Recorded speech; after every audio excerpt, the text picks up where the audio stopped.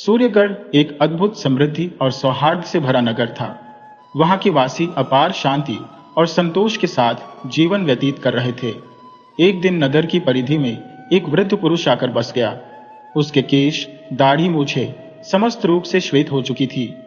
वह एक कुटिया में निवास करता और सतत परमात्मा की आराधना में लीन रहता। धीरे धीरे नगर वासियों का ध्यान उसकी ओर आकर्षित होने लगा। कोई उसे साधु मानता, कोई फकीर, तो कोई श्रद्धापूर्वक बाबा कहकर पुकारता। लोग अपनी विभिन्न विपत्तियों और व्यथाओं के समाधान हेतु उसके पास जाने लगे और वह वृद्ध अपने गूढ़ ज्ञान से उनका निवारण करता। शीघ्र ही उसकी ख्याति नगर भर में फैल गई, यहाँ तक कि इस चर्चा की गूंज राजा उदयभान के कानों तक भी पहुंच गई। राजा उदयभान ऐश्वर्यशाली था। उसका महल वैभव का प्रतीक था, जहां असंख्य सेवक, मंत्रीगण और अपार धन संपत्ति थी। उसके खजाने रत्नों, मोतियों और बहुमूल्य धातुओं से भरे थे। परंतु इन सब के मध्य एक रिक्तता थी। उसकी कोई संतान नहीं थी। संतान की अभिलाषा में उसने 2 विवाह कर लिए थे, किंतु भाग्य ने अब तक उसे यह सुख नहीं प्रदान किया था। यद्यपि वह अपनी दोनों रानियों से अथाह प्रेम करता था, किंतु संतानहीनता का दुख उसके मन को भीतर ही भीतर व्याकुल करता था। जब राजा ने सुना कि नगर के बाहर एक दिव्य वृद्ध पुरुष निवास कर रहा है, जो लोगों की समस्त समस्याओं का समाधान कर देता है, तो उसके हृदय में आशा जागी। उसने सोचा, क्यों न मैं भी उस साधु के पास जाऊं। संभव है कि उनके आशीर्वाद से मुझे भी संतान की प्राप्ति हो जाए। इस विचार के आते ही राजा उत्साहित होकर अपनी दोनों रानियों के पास पहुंचा और समस्त विवरण कह सुनाया। राजा की बात सुनते ही दोनों रानियां हर्षित हो उठी और तत्क्षण उस वृद्ध बाबा से मिलने की तैयारी करने लगी। राजा अपनी रानियों संग उस साधु की कुटिया पर पहुंचा।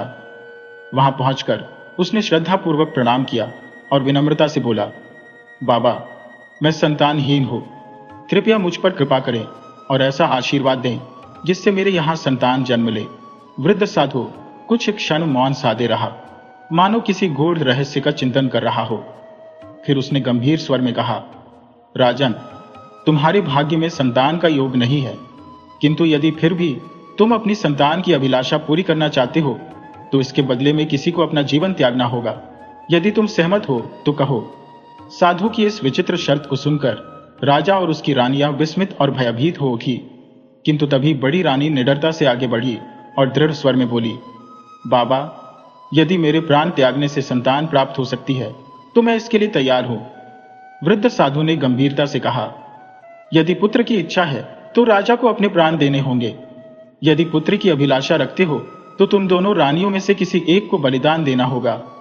यह सुनकर बड़ी रानी निसंकोच बोली, बाबा, मुझे कन्या चाहिए। राजा अपनी रानी के मुख से यह वचन सुनकर विस्मित रह गया। वह स्तब्ध था कि उसकी पत्नी मातृत्व की अभिलाषा में अपने प्राणों का उत्सर्ग करने को तत्पर थी। इसी बीच बूढ़े साधु ने भूमि से थोड़ी सी मिट्टी उठाई और राजा तथा उसकी दोनों रानियों को थमाते हुए कहा, इसे अपने शयन कक्ष में पलंग के बाईं ओर रख देना। बड़ी रानी ने मिट्टी दोनों हाथों में भर ली। उसकी आंखों में अपार प्रसन्नता झलक रही थी, मानो उसे ईश्वर का वरदान मिल गया हो। किंतु छोटी रानी के मन में संशय था। वह यह सोचने लगी कि बड़ी रानी तो पूर्णतः मोहवश बावली हो चुकी है। राजा स्वयं भी विस्मित था और विचारों में डूब गया। यदि पत्नी ही न रही तो फिर संतान हो या ना हो, दोनों ही स्थितियां समान होंगी। जब वे महल लौटने लगे तभी वृद्ध साधु ने पुनः स्मरण कराया, रानी, जैसा कहा है वैसा ही करना। राजा और उसकी दोनों रानियां महल को लौट आईं। बड़ी रानी के हृदय में यह अटल विश्वास जम चुका था कि अब 1 वर्ष के भीतर वह मातृत्व का सुख अवश्य पाएगी। उसने साधु द्वारा दी गई मिट्टी पलंग के नीचे सहेज कर रख दी और निरंतर ईश्वर से प्रार्थना करने लगी, हे प्रभु, मुझे एक सुंदर कन्या प्रदान करें। समय अपनी गति से आगे बढ़ता गया। धीरे धीरे 1 वर्ष पूर्ण हुआ और अंततः राजा के महल में एक चंद्रमुखी कन्या ने जन्म लिया। राजकुमारी को देखकर राजा का हृदय उल्लास से भर उठा। उसने समस्त नगर में आनंदोत्सव की घोषणा कर दी। नगर वासियों के लिए दावतें आयोजित की गईं, निर्धनों के लिए खजाने खोल दिए गए। यद्यपि राजा पूर्व में भी परोपकारी था और धन का वितरण करता रहता था, परंतु इस बार उसने दानशीलता की सारी सीमाएं लांघ दी। महल के कोने कोने में हर्ष व्याप्त था, किंतु इस आनंद की धारा में एक महत्वपूर्ण सत्य विस्मृत हो चुका था। वही कठोर वचन जो साधु ने कहा था। राजा और उसकी रानी इस आनंद में यह भूल चुके थे कि जिस कन्या का जन्म हुआ है उसकी कीमत बड़ी रानी को अपने प्राण देकर चुकानी होगी। समय सरकता गया। 5 माह व्यतीत हो गए। एक दिन जब बड़ी रानी अपनी नन्ही राजकुमारी को बाहों में भरकर स्नेहपूर्वक लोरी गा रही थी, तभी कहीं से एक गंभीर स्वर गूंजा, वही बूढ़े साधु की आवाज। रानी कुछ क्षणों के लिए व्याकुल हो उठी। एक अजीब सी बेचैनी उसके भीतर उमड़ पड़ी, किंतु शीघ्र ही उसने स्वयं को संभाला और प्रसन्नता से महल के द्वार की ओर बढ़ी। राजा तक भी यह समाचार पहुंच चुका था कि वही साधु जिसने उन्हें यह वरदान दिया था अब महल के द्वार पर खड़ा है। महल के द्वार पर पहुंचकर रानी ने आदरपूर्वक साधु का स्वागत किया और कृतज्ञता से भरकर कहा, बाबा, यह सब आपके आशीर्वाद का ही परिणाम है कि मैं मां बन पाई हूं।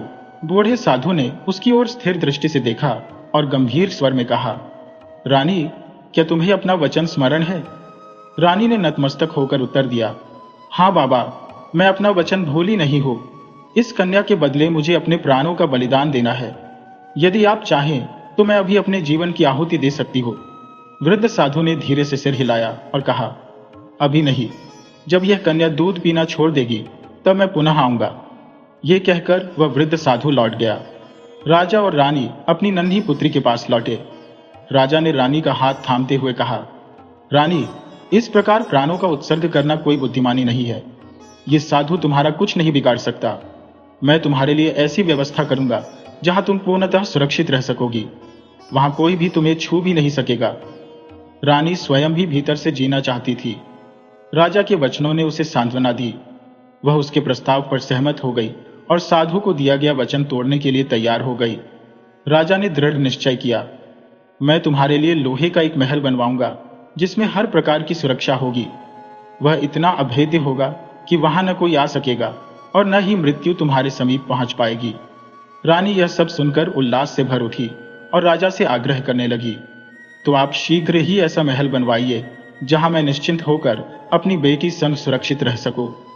राजा ने तुरंत अपने राज्य के कुशल शिल्पकारों को बुलवाया और आदेश दिया कि ऐसा अभेद्य महल तैयार किया जाए जहां न केवल अस्त्र शस्त्र विफल हो बल्कि मृत्यु स्वयं भी प्रवेश न कर सके। कुछ ही सप्ताहों में वह दुर्ग समान महल पूर्णतः तैयार हो गया।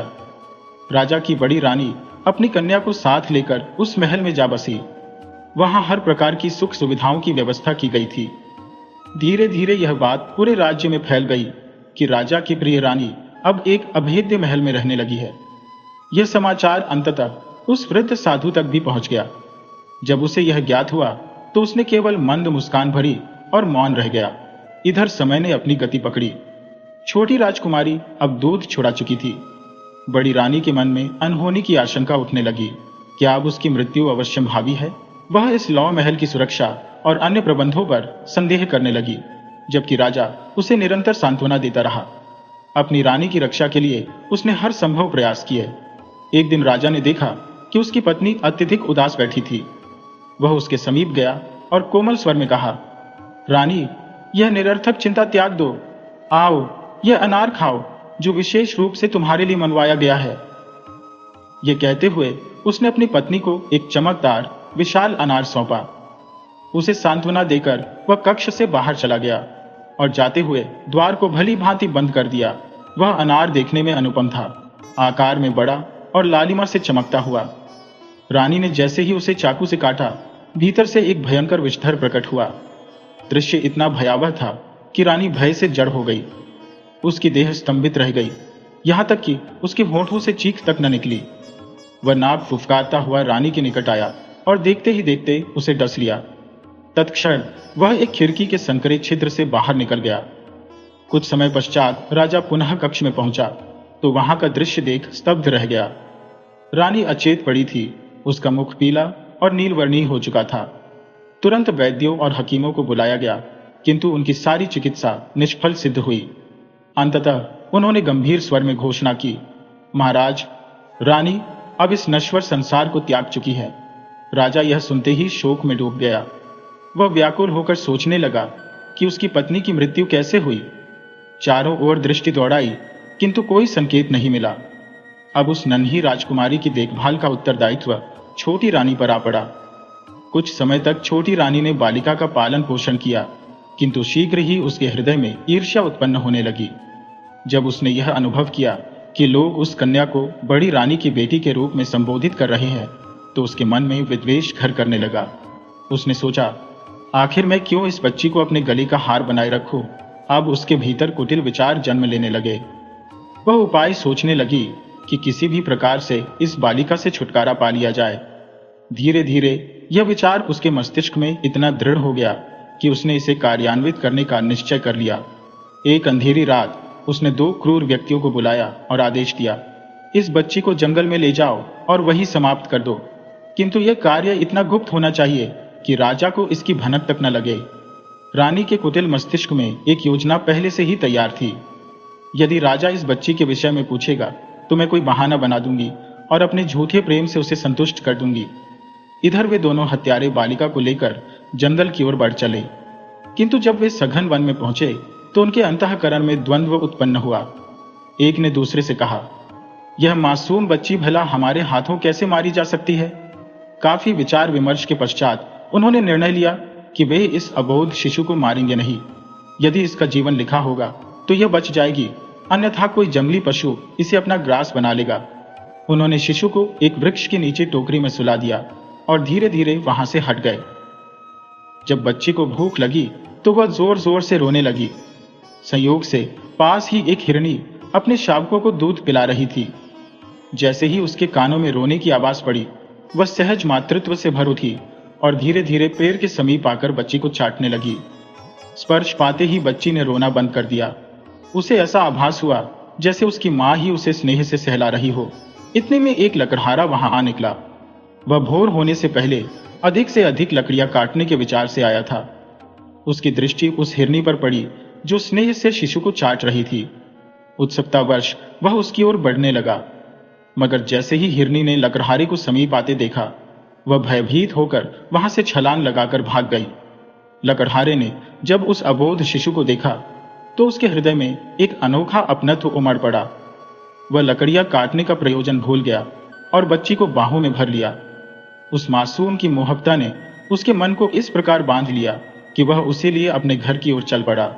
घर पहुंचते ही उसकी पत्नी ने बच्ची को गोद में उठा लिया। एक अनुपम सौंदर्य और मासूमियत से भरी इस कन्या को पाकर वह हर्ष से भर उठी। भोर होने तक यह समाचार पूरे गांव में फैल चुका था और आस पड़ोस की स्त्रियां बधाई देने उमड़ पड़ी। लकड़हारे की पत्नी गर्व से फूली न समाती। वह इस बालिका को अपनी ही संतान मानने लगी। जो भी इस बालिका को देखता वही कहता, अरे कितनी सुंदर और सौभाग्यशाली बच्ची है। समय बीतता गया और वह नन्ही परी बड़ी होने लगी। गांव के लोग उसे स्नेह से माधुरी कहकर बुलाने लगे। जिस दिन से माधुरी इस घर में आई थी, लकड़हारे के भाग्य ने करवट ली थी। उसके प्रत्येक कार्य में सफलता मिलने लगी थी, मानो घर में समृद्धि का वास हो गया हो। अब उनके यहाँ किसी प्रकार की तंगी न रही। लकड़हारे के पहले से ही 2 संतानें थी और उसकी पत्नी अब उन्हीं पर अधिक ध्यान देने लगी। परंतु स्वयं लकड़हारा माधुरी पर विशेष स्नेह लुटाता था। दिन भर कठिन परिश्रम के पश्चात जब वह घर लौटता तो सबसे पहले माधुरी के विषय में ही पूछता। यह बात उसकी पत्नी को अखरने लगी। वह भीतर ही भीतर जलने लगी, किंतु कुछ कर नहीं सकती थी। लकड़हारे की अनुपस्थिति में वह माधुरी को टेढ़ी निगाहों से देखती, परंतु जब लकड़हारा सामने होता तो उसे इस बात का साहस नहीं होता कि अपने बच्चों और माधुरी में कोई भेदभाव करे। समय अपनी गति से बढ़ता रहा। माधुरी अब 11 वर्ष की हो चुकी थी। उसकी कोमल बुद्धि अब अपनी मां का यह रुख समझने लगी थी। एक दिन जब लकड़हारे की पत्नी ने उसे बिना किसी कारण क्रोध में भला बुरा कह दिया तो माधुरी का हृदय आहत हो उठा। वह अकेली जाकर रोने लगी। आंसुओं में भीगे अपने तकिए पर सिर रखे वह अनजाने में गहरी नींद में सो गई। उसी संध्या जब लकड़हारा घर लौटा तो उसने अपनी पत्नी को एक थैली थमाई जिसमें अशर्फिया थी। फिर अपनी आदत के अनुसार वह मुस्कुराकर बोला, बताओ माधुरी बेटी कहाँ है? जिस दिन से वह इस घर में आई है तब से हमारा भाग्य जाग उठा है। पत्नी ने कोई उत्तर न दिया। वह मौन रही। लकड़हारा सीधा माधुरी के पास पहुंचा। उसने देखा कि वह गहरी नींद में थी, परंतु उसकी कोमल पलकों से अब भी आंसू ढुलक रहे थे। यह देखकर उसका हृदय व्यथित हो उठा। उसने माधुरी को जगाया और चिंतित स्वर में पूछा, बेटी तुम सोते सोते भी रो रही थी? क्या बात है? तुम्हें कोई तकलीफ तो नहीं? माधुरी ने आंसू पोंछते हुए कहा। मुझे तो यह भी ज्ञात नहीं कि मैं रो रही थी। लकड़हारे ने स्नेहपूर्वक उसे समीप बिठाया। उसके मासूम चेहरे को देखकर वह सोचने लगा, कितनी भोली, कितनी निश्चल है मेरी बिटिया। उस रात सबने साथ बैठकर भोजन किया और फिर निद्रा में लीन हो गए। समय अपनी रफ्तार से चलता रहा। माधुरी अब 18 वर्ष की यौवन से दमकती युवती बन चुकी थी। एक दिन जब वह जंगल में अपनी गाय चरा रही थी, तभी वहां एक राजकुमार आ पहुंचा। वह शिकार के उद्देश्य से जंगल में आया था। एक तेज तर्रार हिरन का पीछा करते हुए वह अपने साथियों से बिछड़ चुका था। हिरन अब उसकी दृष्टि से ओझल हो चुका था और अनायास ही राजकुमार इस घने वन में भटक गया था। तेज धूप की तपिश बढ़ने लगी थी, जिससे राजकुमार को प्यास सताने लगी। जब उसकी नजर माधुरी पर पड़ी तो माधुरी ने सहजता से कहा, क्या आपको प्यास लगी है? मैं पानी तो नहीं दे सकती, पर गाय का ताजा दूध अवश्य निकाल सकती हूँ। यदि आपको जल ही चाहिए तो थोड़ी दूरी तय करनी होगी। यहां से मेरा घर लगभग 1 मील दूर है। यदि आप चाहें तो मेरे साथ चल सकते हैं। ये कहकर माधुरी अपने घर की ओर बढ़ने लगी और राजकुमार उसके पीछे पीछे चलने लगा। जब वे घर पहुंचे तो माधुरी की मां ने अचरज से पूछा, यह कौन है? माधुरी ने उत्तर दिया, यह एक राहगीर है जो जंगल में रास्ता भटक गया था और अत्यधिक प्यासा भी था। इसलिए मैं इसे अपने साथ ले आई ताकि इसे पानी पिला सकूं। लकड़हारे की पत्नी ने जब उस युवक को ध्यान से देखा तो उसकी आंखें विस्मय से फैल गईं। उसके वस्त्रों और डिमीनर से स्पष्ट था कि वह कोई साधारण व्यक्ति नहीं, बल्कि किसी राजघराने का सदस्य प्रतीत होता था। माधुरी ने छाछ से भरा कटोरा राजकुमार की ओर बढ़ाते हुए कहा, क्या आपको भूख भी लगी है? यदि चाहे तो मैं भोजन परोस दूं। राजकुमार ने मुस्कुराते हुए कहा, नहीं, मुझे केवल प्यास ही लगी थी। छाछ पीने के उपरांत राजकुमार वहां से विदा हो गया। शाम को जब लकड़हारा घर लौटा तो उसने अपनी पत्नी को प्रसन्नचित्त देखा। वह चकित होकर बोला, आज ऐसा क्या हुआ कि तुम्हारे पांव जमीन पर नहीं दिख रहे? पहले तो उसकी पत्नी टाल मटोल करती रही, पर अंततः उसने संपूर्ण घटना सुना दी और उत्साहित स्वर में बोली, काश हमारी माधुरी का विवाह उस राजकुमार से हो जाए। देखने में वह अत्यंत सुंदर और सुशील लगता था। लकड़हारा मुस्कुराया और शांत स्वर में कहा, यदि ईश्वर की इच्छा होगी तो माधुरी के लिए योग्य वर अवश्य मिलेगा। उधर राजकुमार जब अपने महल पहुंचा तो उसके मन में केवल माधुरी की छवि बस गई। वह माधुरी के मोहपाश में बंध चुका था और मन ही मन उसे विवाह की कामना करने लगा। किंतु साथ ही उसे भय सताने लगा कि महाराज उसके पिता कभी भी एक साधारण लकड़हारे की पुत्री से उसका विवाह नहीं होने देंगे।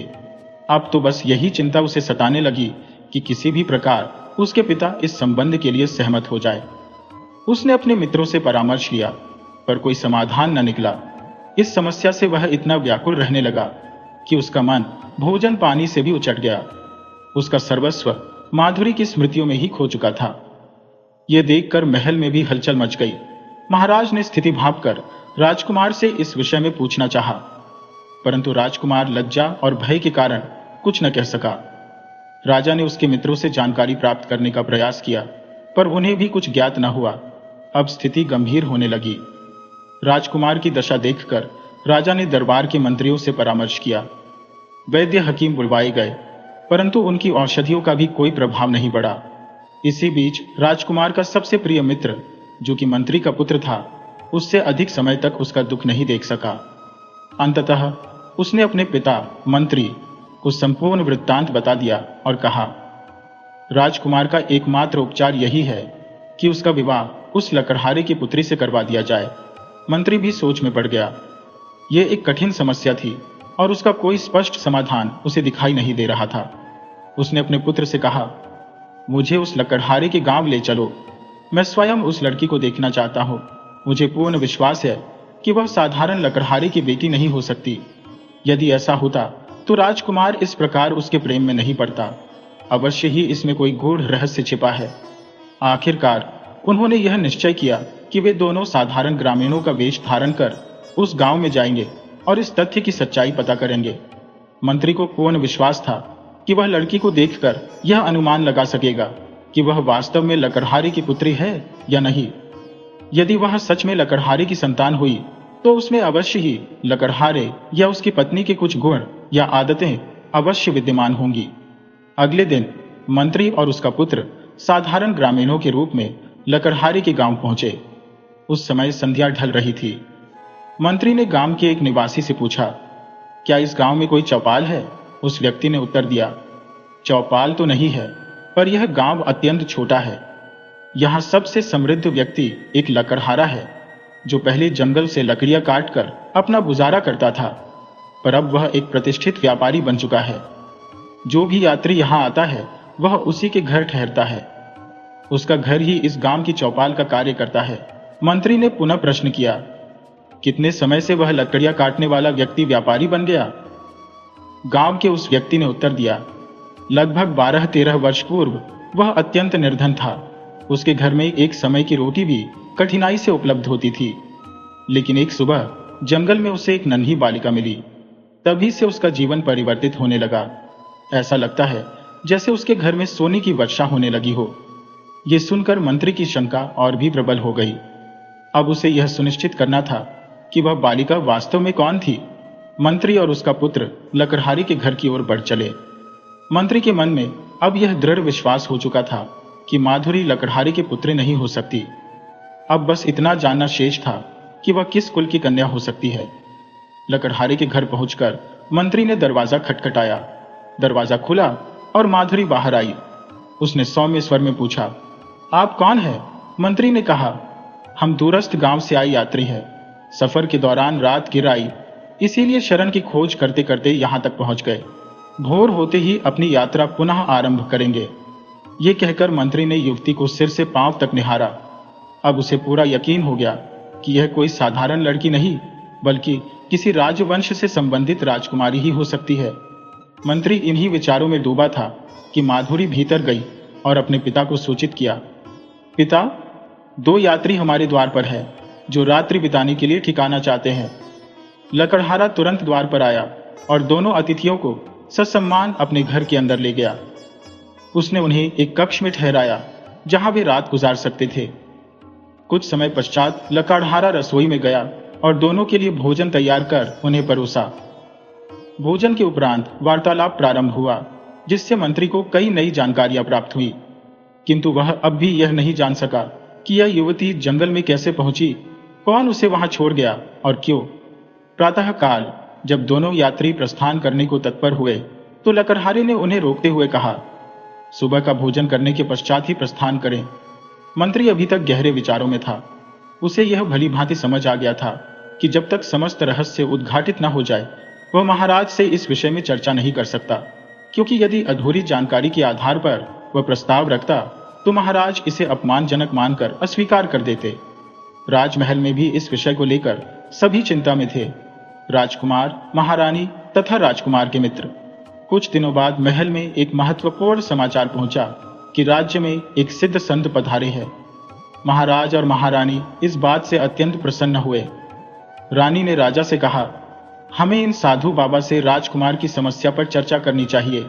संभव है कि वे कोई समाधान प्रस्तुत कर सके। राजा ने तुरंत अपने मंत्री को बुलाया और आदेश दिया कि वह संत के पास जाकर राजकुमार के लिए उचित समाधान पूछे, जिससे महल का यह संकट समाप्त हो सके। मंत्री उसी दिन संत के दर्शन हेतु निकल पड़ा। जब वह वहां पहुंचा तो देखा कि पहले से ही कई श्रद्धालु वहां उपस्थित थे।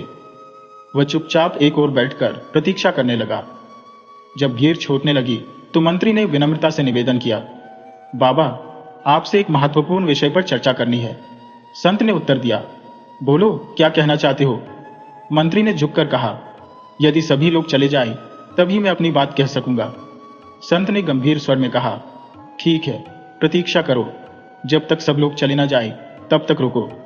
जब अंतिम श्रद्धालु भी विदा हो गया तब मंत्री ने कहा, बाबा, हमारे राजकुमार का कोई उपचार कीजिए। उनकी स्थिति से राजा, रानी और समस्त राजमहल चिंतित है। संत कुछ क्षणों के लिए मौन हो गए। उन्होंने अपनी आंखें बंद कर ध्यान लगाया और गहन विचार में लीन हो गए। कुछ देर पश्चात जब उन्होंने नेत्र खोले तो घोर स्वर में बोले, राजकुमार पूर्णतः स्वस्थ हो जाएगा, किंतु उसके लिए एक शर्त है। उसे लकड़हारे की कन्या से विवाह करना होगा, जो एक सुदूर वन में निवास करती है। यदि यह विवाह न हुआ तो राजकुमार के प्राण संकट में पड़ जाएंगे। मंत्री चौंक उठा। उसने प्रश्न किया, बाबा, यह कैसे संभव हो सकता है कि एक राजकुमार और एक साधारण लकड़हारे की पुत्री का विवाह हो? संत ने गंभीरता से कहा। मैं इससे अधिक कुछ नहीं बता सकता। समय आने पर समस्त सत्य उजागर हो जाएगा। मंत्री स्तब्ध रह गया। कुछ क्षणों बाद उसने संत को प्रणाम किया और राजमहल लौट गया। महल में पहुंचकर मंत्री ने समस्त वार्ता विस्तार पूर्वक महाराज को सुना दी। साथ ही यह भी बताया कि यदि राजकुमार का विवाह लकड़हारे की कन्या से न हुआ तो उसके जीवन पर संकट आ जाएगा। यह सुनते ही पूरे महल में सनसनी फैल गई। समस्त प्रहरी अधिक सतर्क कर दिए गए। महल के समस्त मंत्रीगण और स्वयं रानी ने महाराज को यह सलाह दी कि साधु बाबा की बातों को गंभीरता से लिया जाए और राजकुमार का विवाह लकड़हारे की कन्या से कर दिया जाए। अंततः राजा को भी इस निर्णय को स्वीकार करना पड़ा। उन्होंने अपने मंत्री को आदेश दिया कि वह लकड़हारे के घर जाकर विवाह का प्रस्ताव प्रस्तुत करे। मंत्री ने जब यह संदेश लकड़हारे को दिया तो वह स्तब्ध रह गया। उसने विनम्रता से कहा, मैं इस योग्य नहीं कि महाराज का समधी बन सकूं। मंत्री मुस्कुराकर बोला, इसकी चिंता मत करो, राजा स्वयं इन बातों का ध्यान रखेंगे। अभी तुम्हें बस यह जानना आवश्यक है कि विवाह की तिथि सुनिश्चित हो चुकी है और तैयारियां जोरों पर है। राजा की ओर से बहुमूल्य वस्तुएं, आभूषण, वस्त्र और धन लकड़हारे के घर भेज दिए गए, जिससे किसी भी प्रकार की कमी न रहे। विवाह की भव्यता हेतु जंगल का एक बड़ा भाग साफ करवा दिया गया। दूर दूर तक रेशमी कालीन बिछा दिए गए। वहां भव्य महल और सुंदर कक्षों का निर्माण हुआ। कुछ ही दिनों में वह क्षेत्र किसी राजधानी जैसा भव्य प्रतीत होने लगा। अंततः वह शुभ दिन आ पहुंचा जब राजकुमार और माधुरी का विवाह अत्यंत धूमधाम से संपन्न हुआ। जो माधुरी कभी एक लकड़हारे की पुत्री के रूप में जानी जाती थी, अब वह राजमहल की अभिजात्य महिला बन चुकी थी। उधर राजा ने उस क्षेत्र को एक स्वतंत्र रियासत घोषित कर लकड़हारे को उसका अधिपति बना दिया। समय अपनी गति से आगे बढ़ा और 1 वर्ष पश्चात राजकुमार के यहाँ एक तेजस्वी पुत्र का जन्म हुआ। महल में आनंदोत्सव छा गया। राज्य भर में हर्षोल्लास की लहर दौड़ गई। जन्मोत्सव के अवसर पर राजमहल में भव्य आयोजन हुआ। इसी समय एक साधु राजमहल के द्वार पर आ पहुंचा। जब यह समाचार रानी तक पहुंचा तो उन्होंने दासी के हाथों बहुमूल्य आभूषणों एवं रत्नों से भरा थाल भेजा, परंतु साधु ने उस दान को अस्वीकार करते हुए कहा, मैं इस दान का भूखा नहीं हूं। राजा और रानी स्वयं आकर मुझसे भेंट करें। यह सुनकर रानी ने राजा से कहा, मुझे प्रतीत होता है कि यह वही साधु हैं जिन्होंने राजकुमार के विवाह हेतु भविष्यवाणी की थी। राजा भी इस बात से सहमत हुए और तुरंत मंत्री को बुलवाकर साधु से भेंट करने राजमहल के द्वार पर पहुंचे। मंत्री ने साधु को पहचानते ही शीश झुका दिया और ससम्मान उनका स्वागत किया। साधु को राजमहल में ले जाया गया, जहां उन्हें विशेष आदर सत्कार के साथ आसन ग्रहण कराया गया। साधु ने आदेश दिया, बालक को मेरे पास लाओ। रानी स्वयं शिशु को लेकर आई और उसे साधु की गोद में सौंप दिया। साधु ने शिशु को आशीर्वाद देते हुए राजा से कहा, तुम्हारी पुत्रवधू लकड़हारे की संतान नहीं, अपितु वह एक राजकुमारी है। उसके पिता एक महान राजा थे जिनकी 2 पत्नियां थीं, किंतु कोई संतान न थी। जब मैं उनके राज्य में गया तो मैंने उन्हें बताया कि उनके भाग्य में संतान का योग नहीं है, किंतु यदि वे संतान चाहते हैं तो या तो राजा की मृत्यु होगी यदि पुत्र जन्म ले, अथवा रानी की मृत्यु होगी यदि कन्या जन्म ले। बड़ी रानी ने पुत्री प्राप्ति की अभिलाषा की, किंतु बाद में राजा के आग्रह पर अपने संकल्प से विमुख हो गई। एक दिन राजा ने उनके लिए एक विशेष अनार मंगवाया, किंतु भाग्य का विधान देखिए, उस अनार से एक विषैला सर्प निकला जिसने बड़ी रानी को मृत्यु के गाल में पहुंचा दिया। इस घटना के पश्चात नवजात कन्या की देखरेख का उत्तरदायित्व छोटी रानी पर आ गया, परंतु उन्होंने उसे अभिशाप मान लिया और सैनिकों को आदेश दिया कि उसे जंगल में छोड़ दिया जाए, किंतु सैनिकों ने उस दयनीय कन्या को मारने के स्थान पर जीवित छोड़ दिया। सौभाग्य से एक दयालु लकड़हारा उसे अपने साथ ले गया और अपनी संतान की भांति पाला। साधु ने राजा की ओर देखते हुए कहा, महाराज, यह विधि का विधान था। तुम्हें पौत्र जन्म की हार्दिक बधाई, और जो भाग्यशाली राजकुमारी तुम्हारी पुत्र वधू बनी है उसके लिए भी अशेष शुभकामनाएं। यह कहकर साधु ने बालक का मस्तक चूमा और महल से प्रस्थान कर गए। अब राजा और रानी को भी यह भली भांति ज्ञात हो गया कि जो भी होता है उसमें परमात्मा की कृपा और भलाई ही निहित होती है।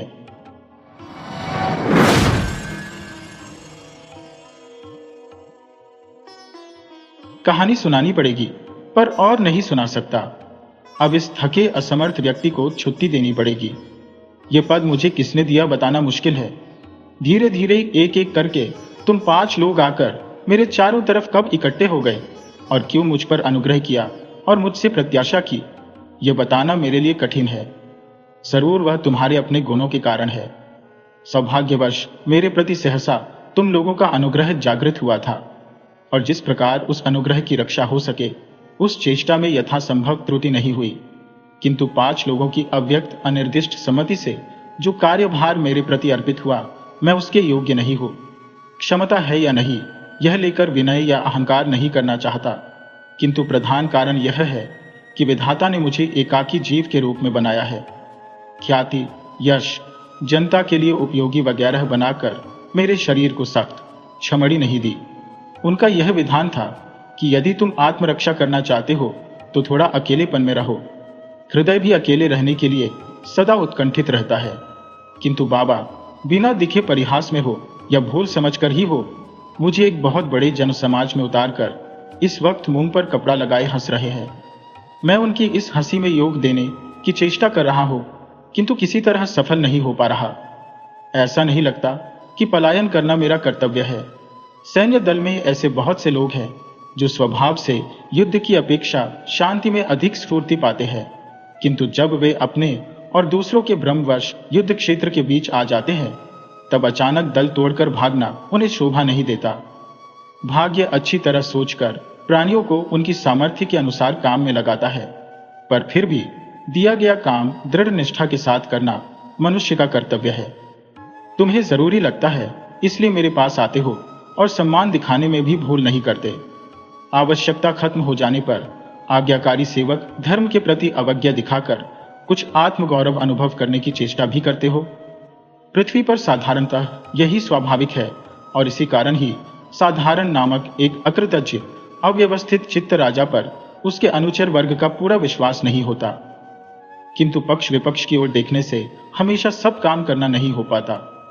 निरपेक्ष होकर काम न करने से काम का गौरव नहीं रहता। अतएव यदि कुछ सुनने की इच्छा से आते हो तो कुछ सुनाऊंगा। थकान नहीं मानूंगा और उत्साह की प्रत्याशा भी नहीं करूंगा। पर आज एक छोटी और धरती की बहुत पुरानी एक कहानी याद आ रही है। मनोहर न होते हुए भी छोटी होने के कारण धैर्य टूटने की संभावना नहीं है। धरती की एक बड़ी नदी के तट पर एक बड़ा जंगल था। उसी जंगल में और उसी नदी के किनारे पर एक कठफोड़वा और एक दीर्घच्छु पक्षी रहते थे।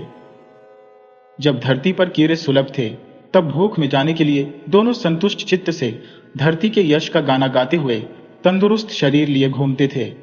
समय के साथ दैवयोग से धरती पर कीड़े मुश्किल हो उठे। तब नदी के तीर पर स्थित पक्षी ने शाखा पर बैठे कठफोड़वा से कहा, भाई कठफोड़वा, बाहर से बहुतों को यह धरती नई श्यामल सुंदर लगती है, पर मुझे तो यह शुरू से अंत तक जीर्ण लगती है। शाखा पर बैठे कठफोड़वा ने नदी तट पर बैठे पक्षी से कहा, भाई दीर्घच्छु, बहुत से लोग इस जंगल को सतेज शोभनीय मानते हैं, किंतु मैं कहता हूं यह एकदम अंतः सारविहीन है। तब दोनों ने मिलकर यही प्रमाणित करने का दृढ़ निश्चय कर लिया।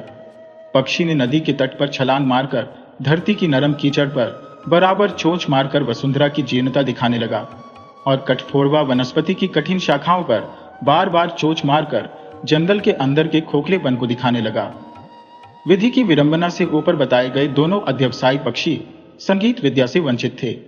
अतएव जब कोयल धरती पर बसंत के नए आगमन की घोषणा पंचम स्वर में करने लगी, और जब श्यामा जंगल में नई सुबह के उदित होने पर कीर्तन करने लगी, तब भी दोनों भूखे असंतुष्ट मूक प्राणी बिना थके उत्साहपूर्वक अपनी प्रतिज्ञा का पालन करते रहे। यह कहानी तुम लोगों को अच्छी नहीं लगी, अच्छी लगने की बात ही नहीं थी, पर इसका सबसे बड़ा और महत्वपूर्ण गुण यह है कि यह 5-7 पैराग्राफ में पूरी हो गई। तुम्हें नहीं लगता कि यह कहानी पुरानी है? इसका कारण यह है कि धरती पर भाग्य के दोष से यह कहानी बहुत पुरानी होते हुए भी हमेशा नई रही। बहुत दिन से अकृतज्ञ कठफोड़वा पृथ्वी के दृढ़ मजबूत अमर महत्व के ऊपर ठक ठक शब्द से चोंच मार रहा है, और दीर्घचु पक्षी पृथ्वी की सरस पुरवर कोमलता को चोंच से खचू खचू की आवाज से बींध रहा है। आज भी उसका अंत नहीं हुआ। मन में जो शिकायत है वह बनी हुई है। पूछ रहे हो, कहानी में सुख दुख की क्या बात है? इसमें दुख की कहानी भी है और सुख की भी। दुख की यह है कि पृथ्वी जितनी भी उदार क्यों न हो और जंगल कितना भी महान क्यों न हो, मामूली चोंचें अपना खाद्य न पाने पर उन पर आघात करती ही है। सुख की बात यह है कि फिर भी सैकड़ों सालों से धरती नई और जंगल हरे भरे हैं। यदि कोई मरता है तो वह वे दोनों विद्वेषी वेश जर्जर हतभागे पक्षी है और दुनिया में कोई इस बारे में नहीं जान पाता। तुम लोग इस कहानी में सिर पैर कुछ नहीं समझ पाए। अर्थ कोई विशेष जटिल नहीं है, शायद कुछ उम्र होने पर समझ पाओगे। जो भी हो, सब मिलाकर चीज तुम्हारे लायक नहीं बन पाई।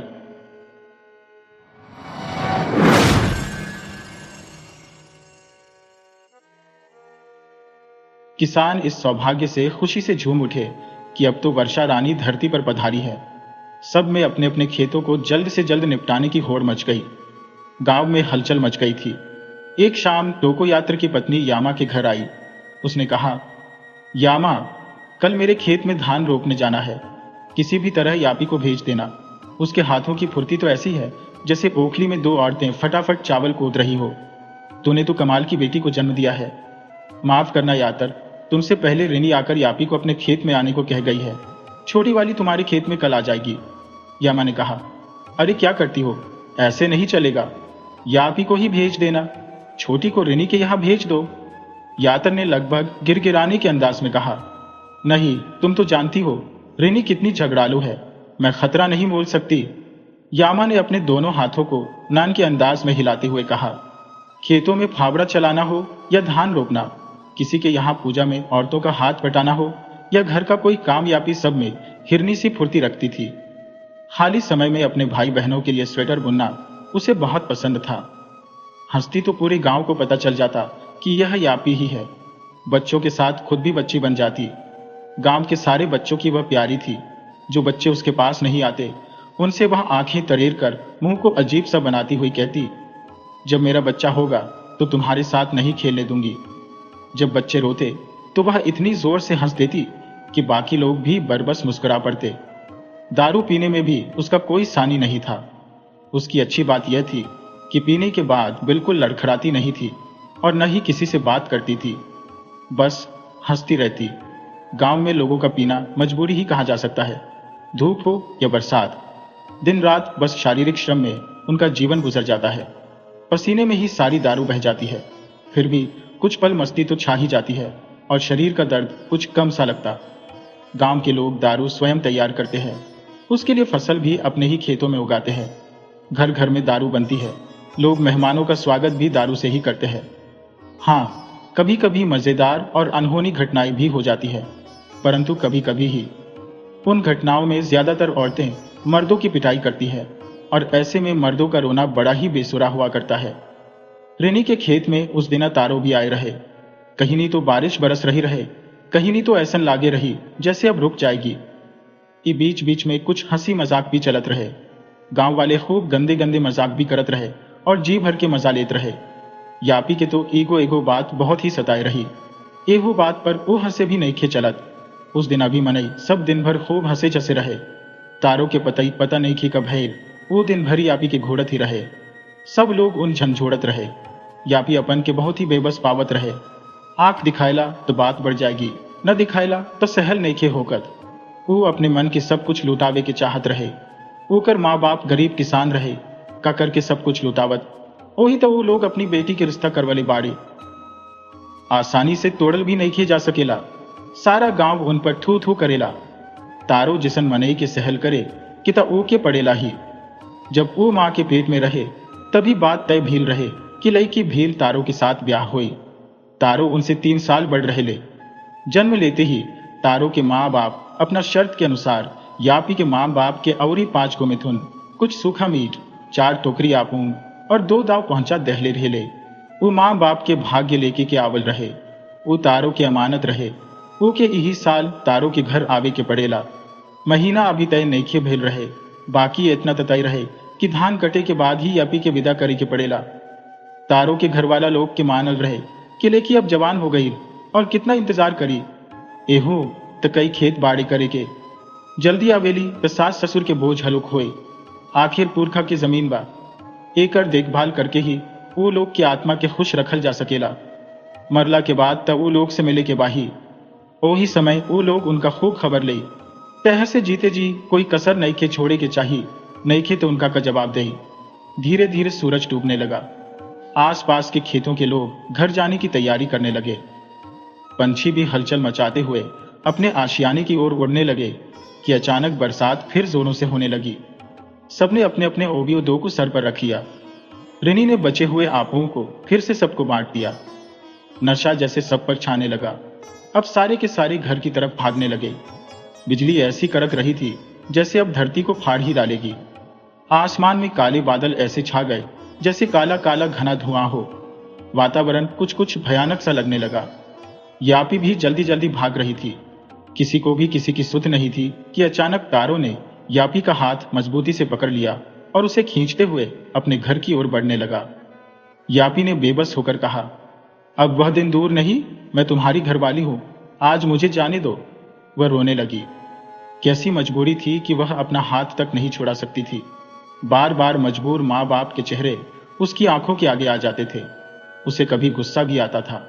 अपनी जमीन बेचकर भी क्या वे अपना उधार नहीं चुकता कर सकते थे? उन्होंने तारों के माँ बाप से उधार लिया था। नहीं चुका सकने की स्थिति में कुछ और सामान लेकर बेटी का रिश्ता ही तय कर दिया था। वह जोर जोर से रोती जा रही थी। खुद को बहुत ही अकेली और बहुत ही बेबस पा रही थी। वह अब तारों के घर पहुंच गई थी। अभी तक तारों के माँ बाप खेत से वापस नहीं लौटे थे। अंधेरा छा चुका था। मौसम जैसे अपना कहर बरपा रहा था। वह रोती रही पर तारों नहीं माना। वह चिल्लाती रही पर कोई सुनने वाला भी नहीं था। नीशी लोगों के घर इतनी दूर दूर होते हैं कि आसानी से किसी को भी किसी की आवाज सुनाई नहीं देती। वह लुट चुकी थी। उसके कपड़े तार तार हो गए थे। वह उसका होने वाला पति था। उसका चिल्लाना कोई सुन भी लेता तो कुछ भी नहीं कर सकता था। गांव के एक दो लोगों ने उसे खींच ले जाते देखा भी था, परंतु यह उनका आपस का मामला था। कोई क्या कर सकता था?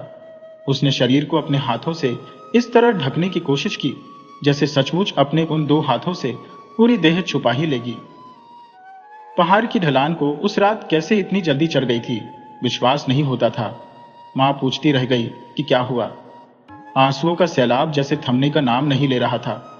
उदासी के बादल घने होने लगे। उसके मुंह पर जैसे ताले लग गए। 1 सप्ताह तक बाहर नहीं निकली थी वह। घर की खिलखिलाहट जैसे रूठ गई थी।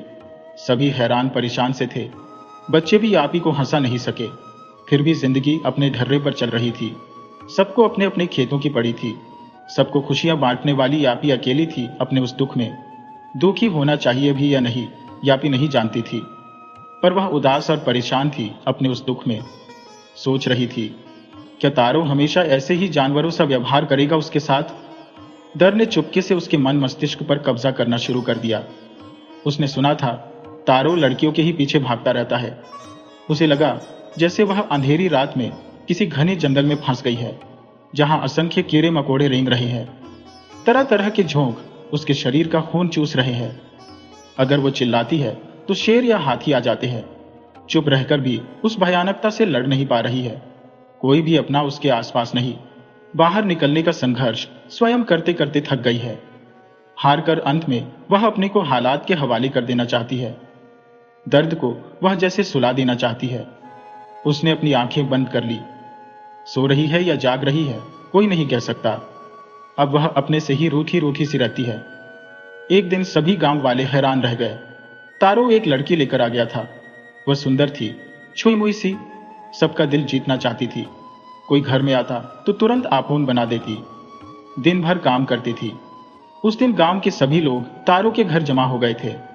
लड़की को अगर घर में नहीं लाता तो छुड़ाया जा सकता था। अब घर तक आ गई तो रखना पड़ेगा। गांव में 3-4 मर्दों को छोड़कर सभी तो 2-2, 3-3 बीवियां रखते हैं। वैसे भी एक से अधिक विवाह करना तो संपन्नता का ही प्रतीक है। तारों ने तो मर्दों वाला ही काम किया है। इस तरह के तर्कों का जवाब यापी के माँ बाप तो क्या कोई भी गांव वाला नहीं दे सका। तारों ने अपना एक ही कारण बताया कि यापी मोटी और बदसूरत है। खूबसूरत औरत का सपना तो सभी मर्द देखते हैं। वैसे तो यापी ही मेरी पहली बीवी है। इस बात को कहते समय तारों ने यापी की आंखों में एक गहरी दृष्टि डाली थी। यापी का मन किया कि उसको दांव उठाकर काट दे, पर वह बिल्कुल खामोश थी। उसकी सांसें जोर जोर से चल रही थी। उसने तारो की पत्नी की तरफ हल्के से देखा। सचमुच वह बहुत सुंदर थी। उसे पहली बार किसी का सुंदर होना अच्छा नहीं लगा। सब लोग आपो पी रहे थे। अब हंसी मजाक भी होने लगी थी। यापी की मां सोच रही थी कि वे भी संपन्न घराने वाले होते तो शायद लोग गंभीरता से उनकी बातों को लेते। बेजा भी बड़ा होता तो शायद उसकी दीदी को इतनी तकलीफ सहनी नहीं पड़ती। वह रक्षक बनता। बेचारा असहाय बाप अकेला क्या करता। एक दिन यापी डरती डरती गांव की स्कूल पहुंची। अध्यापक परेशान थे कि इतनी बड़ी लड़की को किस कक्षा में बिठाए। वैसे भी अब प्रवेश लेने का समय समाप्त हो चुका था। 3 महीनों से कक्षा चल रही थी। वह रोने लगी, जिद करने लगी कि उसे किसी भी हाल में पढ़ना है। अध्यापिकाओं को दया आ गई। अब वह हॉस्टल में रहने लगी। आश्चर्य की बात हुई कि न तारो ने कुछ कहा और न ही उसके माँ बाप ने। वह सोचती रह गई कि उसकी बदसूरती ने उसे बचाया या तारो की पत्नी की खूबसूरती ने। वह खूब मन लगाकर पढ़ने की कोशिश करने लगी। वह जब कक्षा में बैठती तो लगता था जैसे किसी बच्चे की माँ हो जो अपने बच्चे की जिद और रोने के कारण साथ ही बैठ गई है। कभी कभी उसका मन करता कि वह वहां से कहीं दूर भाग जाए। कभी सोचती किसी के साथ शादी हो जाए तो ही ठीक है। वह पहली कक्षा में थी। जामजा, जिसके साथ वह बचपन में खेलती थी, कुछ बड़ा था उससे। वह भी तीसरी कक्षा में था। उनमें फिर से दोस्ती होने लगी। दोनों ही अपनी अपनी कक्षा में अजीब थे। वे बिना कहे एक दूसरे के दर्द को समझने लगे। जामजा अपने हॉस्टल में लड़कों का मैनेजर था। यापी उससे आश्चर्यचकित होकर पूछती कि वह अपने से बड़ी कक्षाओं के बच्चों को कैसे संभाल पाता है। जामजा कुछ संकोच के साथ कहता, हॉस्टल में वह सबसे बड़ा है। उसे अपनी जिंदगी खेती बाड़ी करके ही नहीं गुजारनी। उसे कुछ अलग करना है तो पढ़ाई करनी ही पड़ेगी। दिन रात खेतों में अपनी जिंदगी खपाने से तो अच्छा है यहाँ अपने से छोटे बच्चों के साथ पढ़ना। दिन गुजरने लगे। दोनों इतने करीब आ गए इसका उनको ख्याल ही नहीं रहा। ज्यादातर समय वे साथ ही रहते। यापी सदा जामजा का ही इंतजार करती रहती। वह बहुत ही खुश होती उसे देखकर। ये उसे क्या होता जा रहा था वह खुद भी समझ नहीं पा रही थी। इतना अपना अपना करीब और इतना प्यारा लगने वाला वह। उसका रोम रोम नाचने लगा। बिना बात के मुस्कुराने लगती तो कभी गुनगुनाने लगती। अब खुद को बहुत खूबसूरत महसूस करने लगी थी। परीक्षा करीब आ रही थी। दोनों खूब पढ़ना चाहते थे। स्कूल के चारों ओर जंगल था। वे कहीं भी जाकर बैठ सकते थे और खूब पढ़ाई कर सकते थे। कई बच्चे जंगल में बैठकर ही पढ़ा करते थे। उस दिन दोनों ने एक जगह तय कर ली और चल दिए पढ़ने के लिए।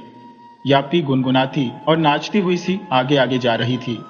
पीछे पीछे उसके खुशी का प्यारा सा कारण चल रहा था। वे वहां पहुंच गए जिसे कल चुना था आज के लिए। अचानक क्या हुआ कि जामजा ने उसे जोर से पकड़ किया और जबरदस्ती करने लगा। उसने स्वयं को छुड़ाने की भरसक कोशिश की परंतु निष्फल रही। ओह, इसकी कल्पना तो उसने कभी नहीं की थी। कल भी तो एक साथ आए थे, तब तो सब ठीक था। उसे लगा तारो आ गया। इतनी जबरदस्ती, इतनी क्रूरता असहनीय थी। जामजा के पास उसकी बात सुनने के लिए वक्त नहीं था। वह फिर से छली गई थी। फिर से उसकी हत्या हो गई। वह लुट चुकी थी। ये तो हद ही हो गई थी। जोर से रोती तो कोई सुन सकता था, फिर तो आफत ही हो जाती। क्यों वह अकेली गई उसके साथ जंगल में। इधर उधर बिखरी किताबों को समेटकर वह भागी। उसकी चप्पल भी कहाँ गायब हो गई थी पता नहीं चल रहा था। पांव में कांटे चुभ जाने का एहसास भी नहीं हुआ उसे। झाड़ियों ने भी उसे नहीं छोड़ा। उसकी मनपसंद शर्ट फाड़ दी थी उन्होंने। वह बदहवास सी थी। इस ऊंचे आकाश के तले उसके लिए कोई जगह नहीं बची थी। रात भर मुंह पर कपड़ा ढांपकर आंसुओं से नहाती रही वह। उसे विश्वास ही नहीं हो रहा था जो कुछ भी हुआ उस पर। कुछ दिन बाद उसने पाया कि उसे माहवारी नहीं हो रही है। मां की दी हुई पुरानी माला को बेचकर वह एक क्लिनिक में पहुंची। गांव से गाड़ी से चलने पर वहां तक 3 घंटे लगते थे। जिस बात का डर था वही हुआ। उसे गर्भपात कराना ही पड़ा। परीक्षा खत्म हो गई और वह फेल भी हो गई। सब कुछ जैसे खत्म हो गया था। घर वापस आ गई। जामजा के लिए उसके माँ बाप ने सुंदर और सुशील सी लड़की ला दी थी। आश्चर्य तो तब हुआ जब जामजा उसकी पत्नी के साथ बहुत खुश था। यापी के सामने तो ऐसे दिखाता था जैसे कभी कुछ हुआ ही नहीं था। वे अब भी पड़ोसी ही थे। घर तो बदला नहीं जा सकता, एक काम तो वह कर ही सकती थी। एक दिन वह तारो के घर पहुंच गई। वैसे भी एक न एक दिन उसे तारो के परिवार वाले जबरदस्ती खींच कर ले जाने ही वाले थे। वह उनकी खरीदी हुई थी, सो कैसे यूं छोड़ दी जाती? असंभव बात थी। तारों के घर वाले बहुत खुश हुए कि चलो खेती बाड़ी का बोझ हल्का हुआ। अब फिर वह खेतों में लग गई। तारो और उसकी पत्नी बहुत ही परेशान रहने लगे। दोनों में खूब तू मैं भी होने लगी। तारो यापी से आंख भी नहीं मिलाता था। वह अकेली ही सोती थी। वह इससे खुश थी। वैसे भी वह जामजा की नजरों से दूर रहना चाहती थी, इसीलिए यहाँ का रास्ता चुना था। अब उसे हर परेशानी फिजूल लगने लगी। उसने अपने सभी दर्द को अच्छी तरह सुला दिया था। तारो की पत्नी से उसने एक दिन कह दिया कि वह शांत रहे, क्योंकि वह यहाँ उसके पति के साथ सोने नहीं आई है। उसकी कुछ मजबूरियां है। उसके माँ बाप कीमत चुका नहीं सकते, सो वह यहाँ काम करने आई है। दिन को खेत में फिर से उसकी हंसी सुनाई देने लगी। उसकी हंसी जैसे चारों दिशाओं को चुनौती दे रही थी। अब वह पहले से ज्यादा पीने लगी थी। उसमें आए अजीब से बदलाव को देखकर सब परेशान होने लगे। अब वह गांव के किसी मर्द को जब चाहे पाने की कोशिश करने लगी, पर तारो को नहीं, हो भी नहीं सकता था। गांव के लगभग सभी कुंवारे लड़के तथा शादीशुदा मर्द, किसी को भी नहीं छोड़ा उसने। गांव की सभी औरतों की आंख का कांटा बन गई वह।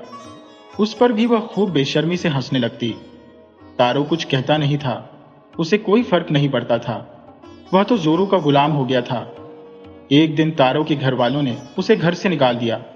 वह यही तो चाहती थी। उस दिन वह हल्की से मुस्कुराई। आंखों में हल्की सी नमी थी। उसके कदम बहुत ही हल्के थे उस दिन। वह हिरनी सी छलांग लगाती हुई दौड़ रही थी। घर पहुंचने से पहले खूब जोर से चिल्लाई और हंसने लगी। उसकी मां उसके पीछे आंखों में आंसू ले खड़ी थी। वह जानती थी अपनी बच्ची को। यापी मुड़ी और दोनों लिपट कर खूब रोई। यापी ने मां से कहा, मां, अब तुम ऋण से मुक्त हो। मैं कल शहर जा रही हूं अपनी सहेली के पास। वह वहां नौकरी करती है। उससे कहकर अपने लिए भी कुछ इंतजाम कर लूंगी। तुम लोगों के लिए नए नए कपड़े खरीद दूंगी। मां बेटी फिर से एक हो गई थी, जैसे कि वह मां के गर्भ में फिर से समा गई हो। मां ने अपने हाथों से बेटी को खाना खिलाया था उस रात। पिता चुपके से रोए थे। सुबह मां ने जल्दी जल्दी खाना तैयार कर दिया। यापी भी तैयार हो गई। ईटानगर की बस आ ही रही थी। सब लोग उसे विदा करने बाहर आए। धड़कते दिल से यापी बस में बैठ गई। मां ने उसे मुसीबत के वक्त बेचने के लिए अपनी आखिरी माला भी दे दी थी। पता नहीं कितनों सालों की जमा पूंजी उसके हाथ में थमा दी थी। उसने गिना तो उसमें 200 रुपये थे। काफी था ईटानगर पहुंचने के लिए। बचपन की सहेली आमी अभी भी वैसी ही सुंदर थी वह। 3 प्यारे प्यारे बच्चों की मां थी, फिर भी बदन छरहरा था। और यापी इतनी मोटी। उसे कुछ संकोच भी हुआ। मिलकर खूब बातें हुई। बच्चों की वह प्यारी मौसी बन गई। सामने एक स्कूल था। वहां के हॉस्टल में बच्चों की देखभाल करने वाली आया की जरूरत थी। सुबह दोनों सहेलियां गई। प्रिंसिपल से मिलकर बातें हुई। उन्हें यापी बहुत पसंद आई। 2-3 महीने तक यापी को बाहर से आना पड़ेगा, क्योंकि अभी रूम बन रहा था। उसकी सहेली तो खुश हो गई कि चलो हम कुछ समय साथ साथ रहेंगे। पता नहीं क्यों यापी आज से ही हॉस्टल में रह जाना चाहती थी, पर उसने कुछ नहीं कहा। कोई चारा भी तो नहीं था। 1 महीना पंख लगाकर उड़ गया। घर हमेशा ठहाकों से गूंजता रहता। आमी का पति जीरो, एक स्थान का नाम, मैं बड़े बाबू के पद पर था। वह 10-15 दिन के लिए घर आया। यापी को वह बिल्कुल अच्छा नहीं लगता था। उसका बार बार उसकी छाती को घूरना यापी को बिल्कुल पसंद नहीं था। एक दिन तो उसने मौका पाकर कह ही दिया कि यापी ने गांव में क्या गुल खिलाए थे, उसे पता है। वह अपना डर आमी के सामने जाहिर नहीं करना चाहती थी, सो चुप ही रही। वह हमेशा दिन गिनती कि कब महीना खत्म हो और हॉस्टल से बुलावा आए। दिन भर होटल में रहती तो खूब खुश रहती, पर शाम होते ही उदास होने लगती कि अब उसे फिर से आमी के पति का सामना करना पड़ेगा। आमी सदा अपने पति की तारीफ करती रहती। कितनी खुश थी वह। एक दिन हॉस्टल जाते समय यापी अपना पर्स भूल गई। उसे शाम को वापसी में सब्जी खरीदनी थी। पर्स में कुछ पैसे थे। सुबह वापस आई। बच्चे स्कूल जा चुके थे और आमी भी ऑफिस के लिए निकल चुकी थी। उसने देखा घर का दरवाजा हल्का सा खुला हुआ था।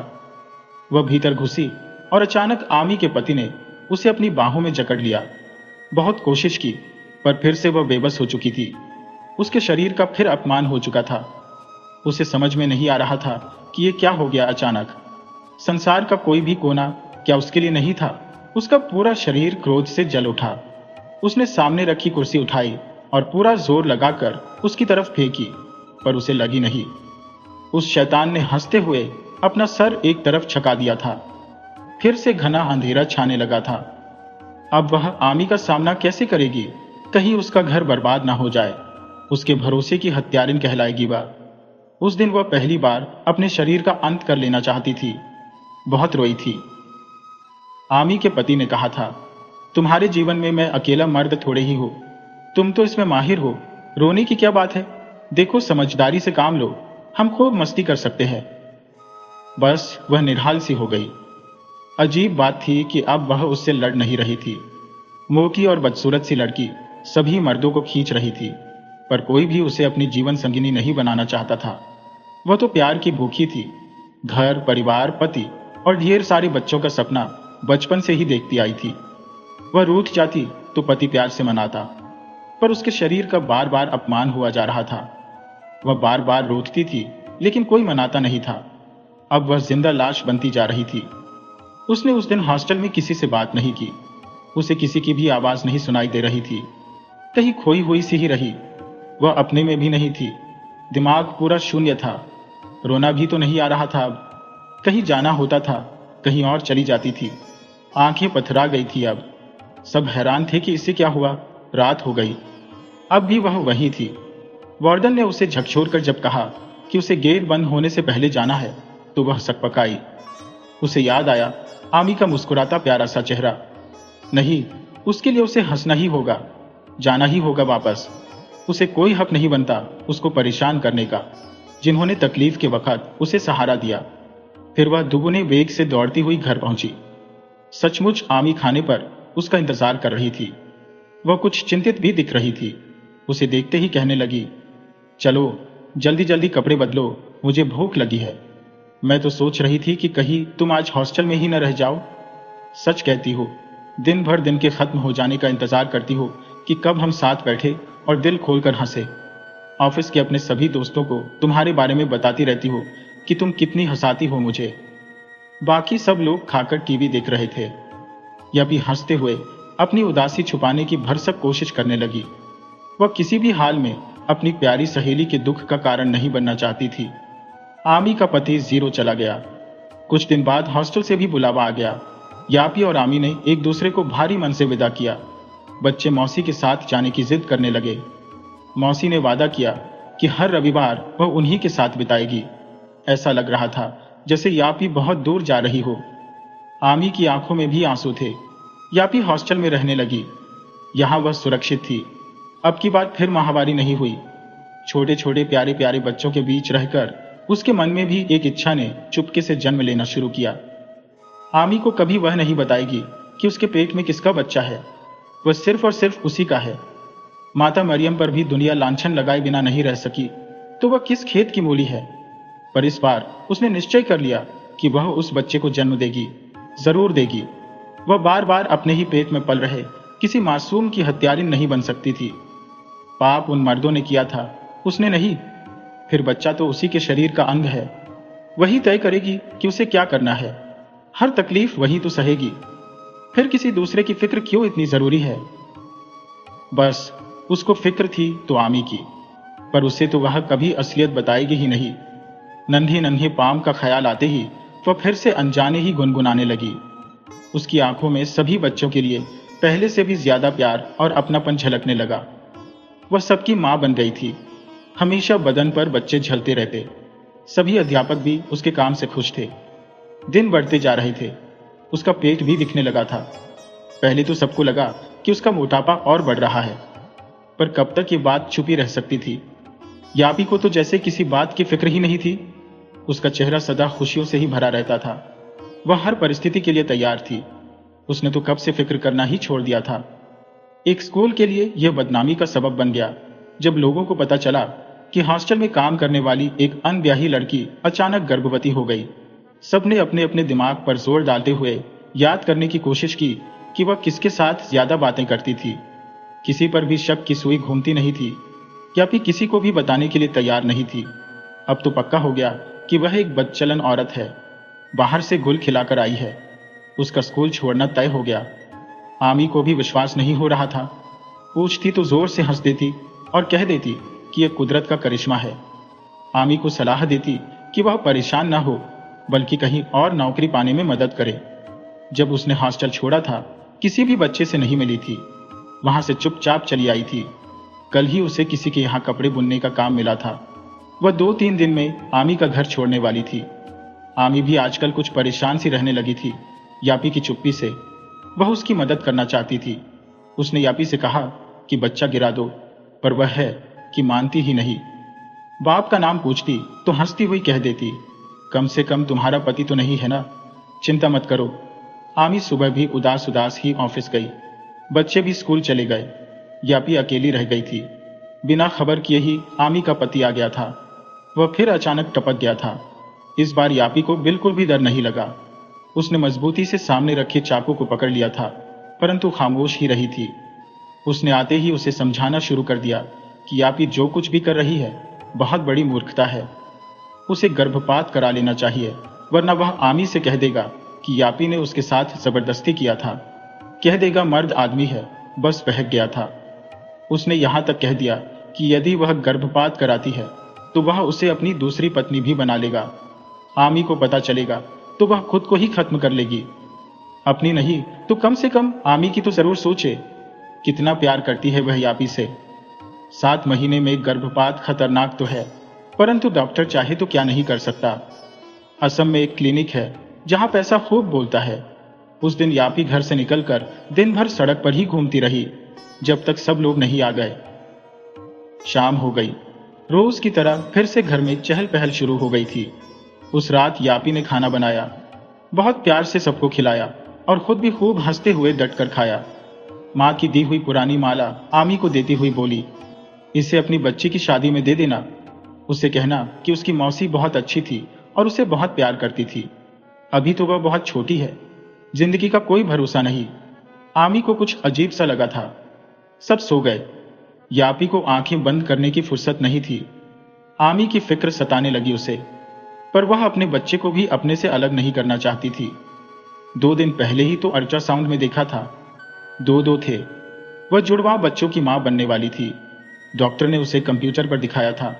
एक तो देखते देखते ही अपनी उंगली मुंह में डालकर चूसने लगा है। मां के गर्भ में भी बच्चा खाने की चीजें ढूंढता है। कितना प्यारा एहसास था। ओह, कितना पेटू होने वाला है ये, अपनी मां की ही तरह। यापी की बात सुनकर डॉक्टर भी कितनी हंसी थी। यापी की आंखों में खुशियों की अनगिनत मड़ियां झिलमिलाने लगी थी। और आज फिर से कोई भयानक राक्षस उसका रास्ता रोके खड़ा था। उसे बार बार आमी का चेहरा दिखने लगा। अपनों के चेहरे एक एक करके चलचित्र की भांति आंखों के सम्मुख आने लगे। अंत में उंगली चूसता कोई छोटा सा साया उसके आसपास मंडराने लगा। दूसरा साया हंसता हुआ कभी उसके कंधे पर झूल जाता तो कभी भाग जाता। वह बिस्तर से उठी, आमी के रूम की तरफ आई, दरवाजा धीरे से खोला। सब कितने सुकून से सो रहे थे। एक भरपूर दृष्टि आमी के चेहरे पर डाली और तेजी से मुड़ गई। कहीं दर से कोई नन्ही पुकार सुनाई दे रही थी। वह भागी। उस आवाज के पीछे वह भागती जा रही थी। फिर वही उंगली चूसता नन्हा साया दिखने लगा और दूसरे साये ने उसके कान में आकर धीरे से पुकारा, माँ। वह बदहवास सी भागने लगी, रोती भी जा रही थी। अजीब बात थी कि वह रोती रोती हंस भी पड़ती थी। वह 2 आवाजें सड़क के नीचे बहती नदी से आ रही थी। उसने अपनी बाहें फैला दी उन नन्हे सायों की तरफ, और नदी ने भी जैसे उसका स्वागत किया हो। सुबह नदी के किनारे लोगों का जमावड़ा हो गया। पुलिस अपना काम कर रही थी। दूसरे दिन अखबार में छपा, बिन पति की गर्भवती महिला ने ब्रिज से कूदकर अपनी जान दे दी। आमी अपनी प्यारी सखी की दी हुई माला को पकड़कर रो रही थी। बच्चे हैरान होकर इधर उधर दौड़ रहे थे।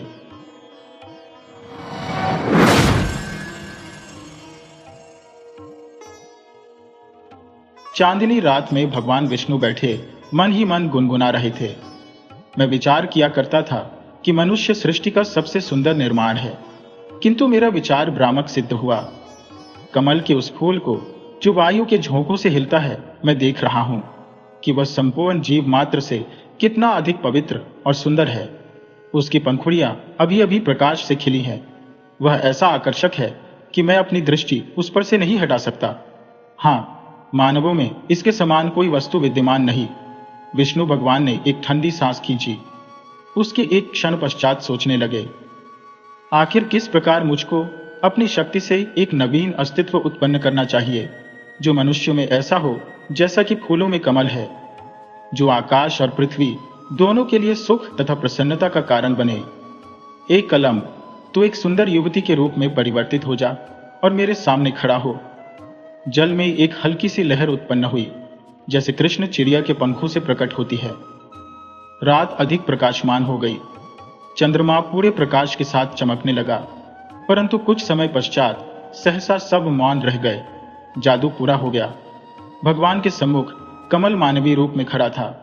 वह ऐसा सुंदर रूप था कि स्वयं देवता को भी देखकर आश्चर्य हुआ। उस रूपवती को संबोधित करके विष्णु भगवान बोले, तुम इसके पहले सरोवर का फूल थी, अब मेरी कल्पना का फूल हो, बातें करो। सुंदर युवती ने बहुत धीरे से बोलना आरंभ किया। उसका स्वर ठीक ऐसा था जैसे कमल की पंखुड़ियां प्रातः स्मिरन के झोंकों से बज उठती हैं। महाराज, आपने मुझको मानवीय रूप में परिवर्तित किया है। कहिए, अब आप मुझे किस स्थान में रहने की आज्ञा देते हैं? महाराज, पहले मैं पुष्प थी तो वायु के थपेड़ों से डरा करती थी और अपनी पंखुड़ियां बंद कर लेती थी। मैं वर्षा और आंधी से भय मानती थी। बिजली और उसकी कड़क से मेरे हृदय को डर लगता था। मैं सूर्य की जलाने वाली किरणों से डरा करती थी। आपने मुझको कमल से इस अवस्था में बदला है, अतः मेरी पहले सी प्रकृति है। मैं पृथ्वी से और जो कुछ उस पर विद्यमान है उससे डरती हो। फिर आज्ञा दीजिए, मुझे कहाँ रहना चाहिए? विष्णु ने तारों की ओर दृष्टि की। एक क्षण तक कुछ सोचा, उसके बाद पूछा, क्या तुम नागराज के शिखरों पर रहना चाहती हो? नहीं महाराज, वहां बर्फ है और मैं शीत से डरती हूं। अच्छा, मैं सरोवर की तह में तुम्हारे लिए शीशे का महल बनवा दूंगा। जल की गहराइयों में सर्प और भयावने जंतु रहते हैं, इसलिए मुझे डर लगता है।